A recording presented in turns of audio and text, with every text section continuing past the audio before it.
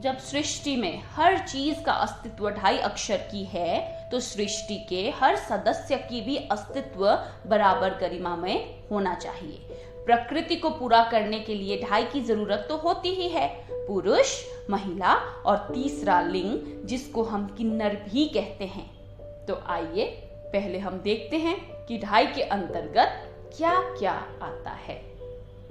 2.5 अक्षर की सृष्टि होती है, 2.5 अक्षर का जन्म, 2.5 अक्षर की मृत्यु, 2.5 अक्षर की श्वास, 2.5 अक्षर के प्राण होते हैं, 2.5 अक्षर का प्यार, 2.5 अक्षर की घृणा होती है, 2.5 अक्षर का स्नेह, 2.5 अक्षर का मित्र होता है, 2.5 अक्षर का शत्रु, 2.5 अक्षर का युद्ध होता है, 2.5 अक्षर की शांति, 2.5 अक्षर का शब्द, 2.5 अक्षर का अर्थ, 2.5 अक्षर का धर्म, 2.5 अक्षर का कर्म, 2.5 अक्षर का भाग्य, 2.5 अक्षर का ग्रंथ, 2.5 अक्षर का शंभु, 2.5 अक्षर का ब्रह्मा, 2.5 अक्षर के विष्णु, 2.5 अक्षर की लक्ष्मी, 2.5 अक्षर के कृष्ण, 2.5 अक्षर की रिद्धि सिद्धि, 2.5 अक्षर की दुर्गा, 2.5 अक्षर की शक्ति, 2.5 अक्षर की भक्ति, 2.5 अक्षर का त्याग, 2.5 अक्षर का ज्ञान, 2.5 अक्षर का ध्यान, 2.5 अक्षर का मंत्र, 2.5 अक्षर का यंत्र और 2.5 अक्षर का ही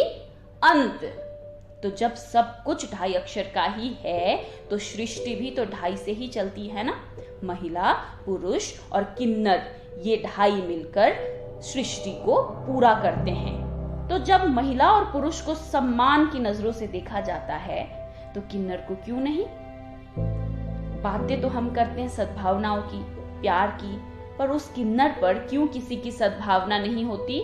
जन्म से ही अपने ही माता पिता से तिरस्कृत ये मानव जाति सदा ही तिरस्कृत तो रहता ही है, और समाज भी इनको बहिष्कृत करता रहता है। क्या उन माँ बाप जिन्होंने इनको जन्म दिया, इनको घर से बेघर करते, ये क्या वो भूल जाते हैं कि वो एक जघन्य अपराध के भागीदार बन रहे होते हैं। जब वो इन मानव जाति के श्रेणी को, अपने ही संतान को अपने ही घर से बेघर करते हैं, तो इन किन्नर का मस्तिष्क किस हद तक पीड़ित होता होगा। सोचा है कभी किस किस तरीके के दुर्व्यवहार से इनको गुजरना पड़ता होगा, कितनी शारीरिक यातनाओं से इनको निकलना पड़ता होगा, किस किस तरीके से इनको गुजरना पड़ता होगा, या इनका गलत उपयोग किया जाता होगा। इसका भागीदार कौन। इनके साथ जो अन्याय होता रहा उसका भागीदार कौन। क्यों एक किन्नर अन्य मानव की तरह अपने ही माता पिता के घर में रहने नहीं दिया जाता। इनके शोषण का, इनके शारीरिक शोषण का, इनके मानसिक शोषण का जिम्मेवार कौन है।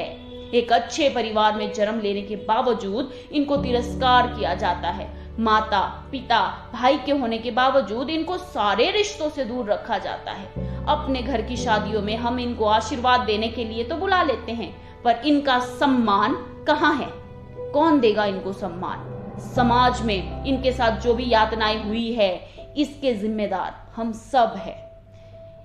इनको भी अन्य मानव की तरह अपने ही घर पर अपने ही माता पिता के साथ रहने का अधिकार होना चाहिए, समान पढ़ने का अधिकार होना चाहिए। जब एक बालक को किन्नर घोषित करते हुए हम अपने ही घर से बेघर कर देते हैं ना, तो उसको कैसा लगता होगा। क्या उसको अन्य बच्चों की तरह अपने माता पिता की या अपने घर की याद नहीं आती होगी। मजबूरन जब उससे गलत कार्य ये समाज करवाता होगा, तो उस बेचारे नन्हे से मस्तिष्क में किस तरीके की भावना चलती होगी। क्या सोचा है किसी ने।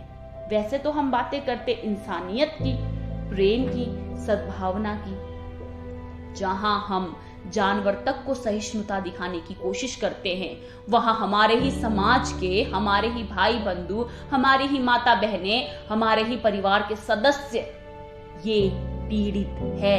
वो पीड़ित है अपने ही परिवार से, वो पीड़ित है अपने ही समाज से। हमें उनसे आशीर्वाद लेते हुए उनको सम्मान देना नहीं भूलना चाहिए। वे भी हमारी ही तरह इंसान है, हमसे थोड़े भिन्न ही सही, लेकिन हमारी ही तरह उनका भी दिल है, जो धड़कता भी है और दुखता भी है। अगर 2.5 से ही सब कुछ चलता है ना, तो इनके बिना सृष्टि अधूरी है।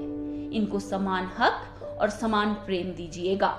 ये कोई दूसरे नहीं हैं, बल्कि अपने हैं। पुरुष, महिला और किन्नर है तो सब मानव ही ना।